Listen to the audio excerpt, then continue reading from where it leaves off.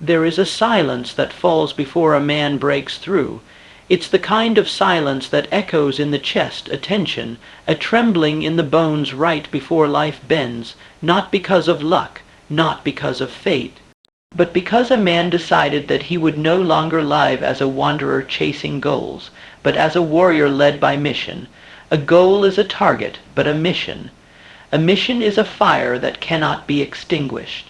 A mission is sacred, it is not optional, and that is the difference between the ordinary and the unstoppable.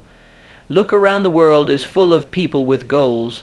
They write them down in journals, plaster them on walls, speak them into apps with polished filters and hashtags. But the graveyards are also full of people who had goals. What they lacked, what they never lit within themselves, was a mission. Goals can crumble under pressure, missions do not.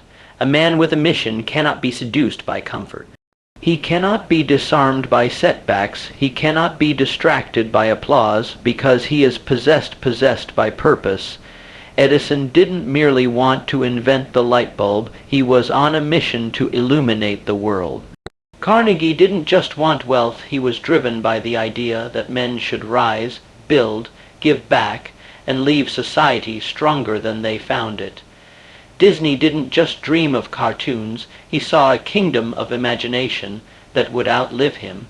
Lincoln didn't set out to be president, he shouldered the impossible mission to hold a divided nation together with nothing but steel in his spine and the truth in his hands. These were not men with goals. These were men possessed by mission, and what about you? You say you want success. You say you want freedom, impact, fulfillment. But are you chasing it like a child chasing a balloon in the wind? Or have you decided in your marrow, in your blood, that this life will not be wasted? That your existence will carry weight? That what you build will last longer than your breath? Because that is what a mission does. It turns the ticking of the clock into a war drum. It makes every morning feel like a battlefield. And it makes quitting unthinkable. The world will not yield to your goals.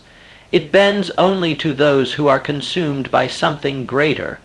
A mission gives your suffering meaning. It gives your failure fuel. It gives your actions gravity. Without it, you will float. You'll drift from one desire to another, tossed by the winds of doubt and distraction, hoping life rewards your ambition, not realizing it only rewards your alignment. Mission is alignment. Mission is what gives the warrior his edge when everyone else folds. It is what turns burden into calling and pain into legacy, and that's the first truth you must swallow. If you do not have a mission, you will be devoured by someone who does. Every empire begins as a whisper inside a defiant mind. The voice doesn't yell, it doesn't beg, it just knows, and you can hear it, can't you? The whisper that tells you this can't be all there is that there's something in you meant to build, break, protect, create, lift, change. That voice is your mission speaking, but you've got to stop silencing it with shallow goals. You've got to stop confusing preference with purpose. A mission is not about what you like. It's about what you must do. A mission is born from pain, from what broke you, from what you swore you'd never become, from what you know the world needs. A goal might say, I want to be rich. But a mission says, I will never let my children grow up poor. A goal says, I want to be in shape. A mission says, I will master this body because it is the vessel of my destiny. A goal says, I want to win. A mission says, I must win because I was born to lead. Do you feel the difference? A mission injects urgency into your lungs. You breathe it. You carry it into every room. It guides your discipline, demands your integrity, and forces you to become the kind of person who can shoulder greatness without flinching. And here's what the world won't tell you. Success does not come to those who want it. It comes to those who burn for it, who are haunted by their mission in the quiet hours, who train when no one's watching, who sacrifice things most people couldn't live without. Because when a man has a mission, he stops entertaining mediocrity. He stops explaining himself. He stops negotiating with comfort. He becomes the kind of force that history remembers not because he was lucky, but because he was chosen, by the mission that burned in him long before the world could see its flames. But here's the part that separates the few who rise from the millions who sleepwalk through life. The mission demands transformation. It's not enough to feel inspired. It's not enough to believe. You must become. Because the version of you that's standing in front of the mission is not yet capable of fulfilling it. It's not personal. It's nature. Steel must be forged. Diamonds must be cut. Giants must be awakened. And that awakening comes at a price. You will be broken down. You will be stripped of weakness, distraction, excuse, and ego. The mission will not negotiate with your insecurities. It will expose them. It will demand discipline when you're exhausted. It will call for sacrifice when you are clinging to comfort. It will test your convictions, your identity, your very sense of self. Because the mission is not here to make you feel good, it's here to make you great. And greatness is born in the fire of self-conquest. Do you think Ford built an empire because he was lucky? No. He was obsessed with a mission to put the world on wheels, to make motion accessible, to revolutionize the very way people lived. And when the world laughed at him, dismissed him, doubted him, he didn't waver because the mission had consumed him. When you are driven by a mission, the opinions of the crowd mean nothing. You stop looking sideways. You stop asking for permission. You stop seeking applause, because applause is for performers, and you're not here to perform. You're here to build, and building requires clarity. You cannot fulfill a mission that's vague. You must define it, carve it into the walls of your mind with such precision that it wakes you in the middle of the night and tells you exactly what to do. This is not motivation. This is not hype. This is war. And in war, the unclear perish. You must know your mission the way a general knows the battlefield, every slope, every danger, every advantage, because the clearer your mission, the faster you move. And speed is power, but clarity does not mean simplicity. Your mission may terrify you, it should. If your mission doesn't scare you, it's not big enough.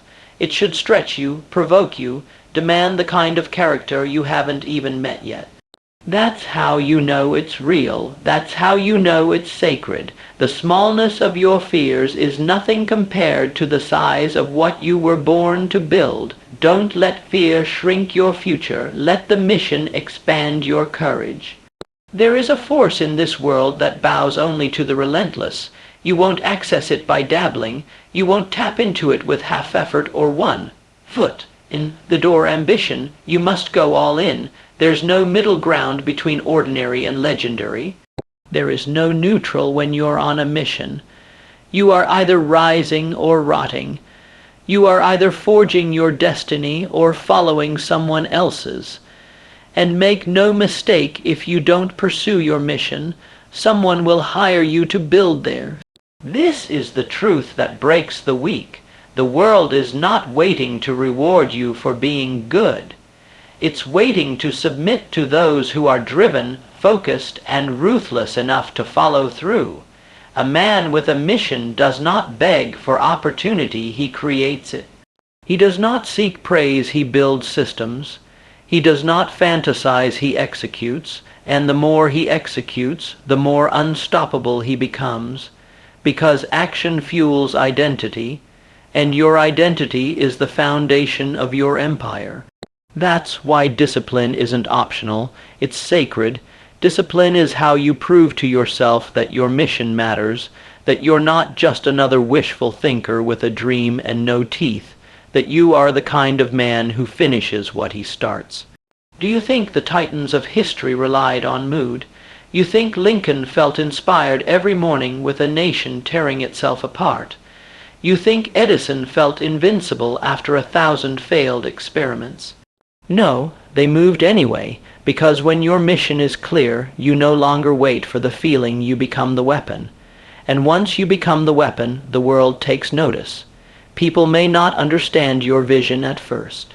They may mock it, fear it, resist it. That is their right, but it does not affect you, because the mission is not a group project. It's not up for debate. You were not put here to be understood. You were put here to deliver. And when you deliver, when you build what no one else dared to imagine, the same people who doubted you will rewrite history to pretend they always believed. But their belief is irrelevant. The only belief that matters is yours, because belief is what sharpens action. Belief is what fuels courage. Belief is what allows a man to step into darkness and call it destiny. When your belief is rooted in mission, it becomes unshakable. You become unshakable, the storms will come, the delays will pile up, the defeats will burn, but you will rise anyway, because the mission is not finished, and until it is, neither are you. There's a sacred power in a man who refuses to be finished, a power not given but earned through scars, silence, solitude, and suffering. That kind of man doesn't speak loudly. He doesn't broadcast every step. He moves with intent. He bleeds with purpose, because he knows the mission will cost him everything. And he's still willing to pay. That's what separates a goal setter from a mission-driven builder. The goal setter quits when it gets uncomfortable. The mission-driven man adapts. He studies the storm. He changes form. He shifts gears, not direction. He bends but does not break. He knows that to fulfill a mission, you must not only act, you must evolve. You must become a master of endurance, because missions don't happen overnight. They stretch across years, sometimes decades, and every day the world will test you. Not just in the obvious ways, but in the small, quiet moments, the early mornings when no one's watching, the late nights when you want to collapse, the days when progress is invisible and doubt creeps in like smoke. That's where your metal is forged, not in the victories, but in the void between. Thomas Edison once said, "Our greatest weakness lies in giving up. The most certain way to succeed is always to try just one more time. One more time." That's the rhythm of the mission. One more attempt, one more sacrifice, one more act of faith when the world has gone silent. Because the mission respects persistence, it respects the man who keeps showing up long after the excitement has faded. And when you live like that, not for the trophy, not for the cheers, but for the sacred obligation of what you must do, something shifts inside you. You stop craving comfort. You stop waiting for signs. You become your own momentum. That's when the universe moves. That's when doors open, not because you knocked, but because you built them. Walt Disney was fired from a newspaper for lacking imagination. Fired, imagine that. The man who would later create an empire of imagination told he didn't have enough. Most would have folded. Most would have let the bitterness sink in and settle like cement, but not him, because his mission wasn't to prove others wrong, it was to prove his vision right. There's a difference. One is fueled by ego, the other by purpose, and purpose always outlasts pride. What drives you, not what do you want, that's easy. Everybody wants something, everybody dreams, but the real question is, what demands you? What calls to you when you're alone? What truth refuses to leave you alone? What fire keeps lighting in your chest, no matter how much you try to silence it? That is your mission speaking, and once you hear it, you can't go back to sleep. You can try to distract yourself, you can hide behind short-term pleasures, temporary wins, and shiny goals, but deep down you'll know you've settled, you betrayed the deeper truth, you traded meaning for mediocrity. And no amount of comfort can numb that, because the soul was not built for safety. It was built for significance. It longs to build, to stretch, to sacrifice, to matter. The man with a mission may not be understood by the world, but he will be remembered by it. That's why you must guard your vision. The mission is sacred, and the moment you allow lesser people, lesser desires, and lesser standards to invade that space, you dilute your power. Protect your energy like your future depends on it, because it does. Don't waste it proving yourself to people who aren't even on your path. Don't let petty conflicts pull you from eternal pursuits. Rise above, because when your mission is real, your standards rise automatically. You eat differently, you speak differently, you train differently, you eliminate distractions not because someone told you to, but because the mission makes it impossible to tolerate anything less. Excellence becomes instinct, and that instinct compounds daily, hourly, moment by moment until you are no longer just a man chasing success. You are success in motion, and here's the paradox. When you stop chasing success and start becoming the embodiment of your mission, success chases you.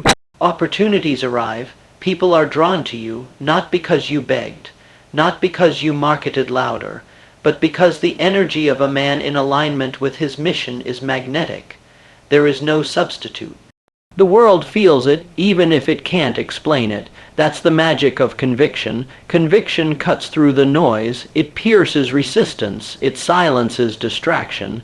It's the difference between dabbling in possibility and dominating with purpose. Every great leader, every inventor, every empire, builder you admire, they weren't chasing likes, clicks, or applause. They were driven by a fire so deep, so unshakable, that the world had no choice but to pay attention.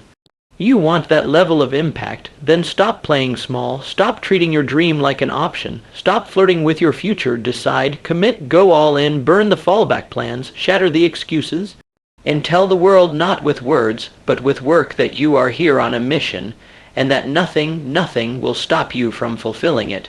There comes a moment when a man must draw a line in the sand not for the world to see, but for himself.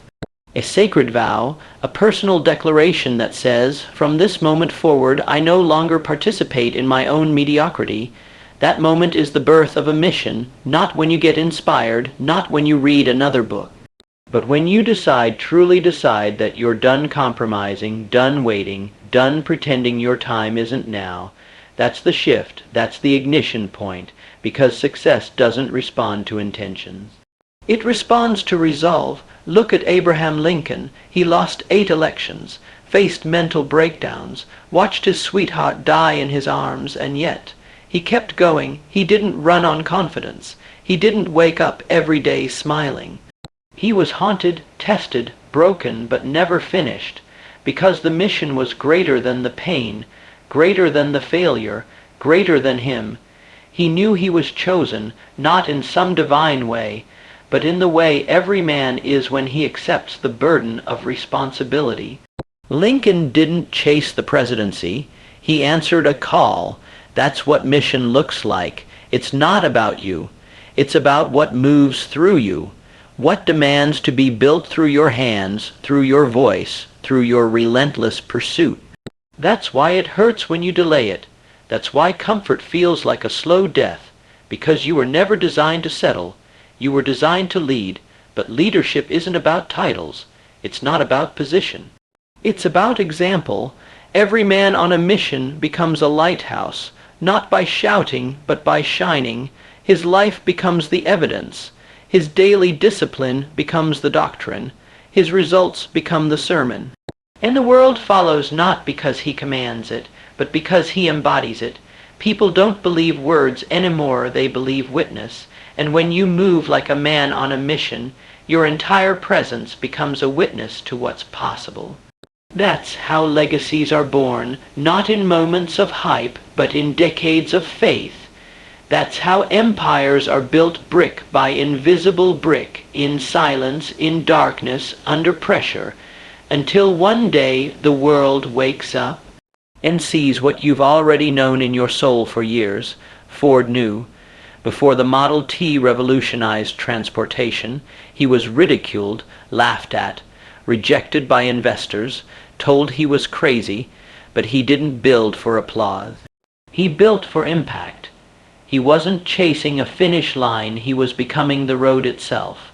And that road changed everything. That's what you must understand. You're not just building a business, a career, a body, a brand. You're building a road through history. A way forward for others, a standard so high it becomes generational. That's the difference between a man who's chasing goals and a man who's building a legacy. One is temporary, the other is eternal. But to build eternal, you must live intentional. Every choice, every hour, every action must feed the mission. You must walk through life with weaponized clarity, not confusion, not hesitation, but certainty. You must eliminate the trivial, cut the noise, kill the distractions, because anything not aligned with your mission is the enemy of your destiny. People will call you obsessed. Good, let them. Obsession is what it looks like when a man finally becomes congruent with his calling. Let average minds scoff. They will never understand what it feels like to carry fire in your bones. Let the undisciplined doubt you. They'll never taste the high ground earned only through sacrifice. Because the truth is, the climb is lonely, but the summit is earned, and once you taste the summit, once you breathe that air, you will never trade it for the valley again. But here's what no one tells you. Every summit is just another starting point. The mission doesn't end when you succeed. The mission evolves, it expands, it deepens, it demands more of you, more vision, more character, more refinement, because success is not a destination, it's a platform. A place from which you now have the power and responsibility to lift others. That's the final layer of the mission, to rise and then to raise. Andrew Carnegie didn't just amass wealth, he used it to fund libraries, education, human progress. He understood that legacy isn't just about what you build, but what you leave behind. That's the divine irony. The most powerful missions are the ones that outlive the man. And that is your calling. Not to merely win, but to matter, not to impress, but to impact, to carve your signature into the stone of time, not with ego, but with excellence, with intention. With a life so full of meaning, the world is forced to whisper your name long after your voice has gone silent.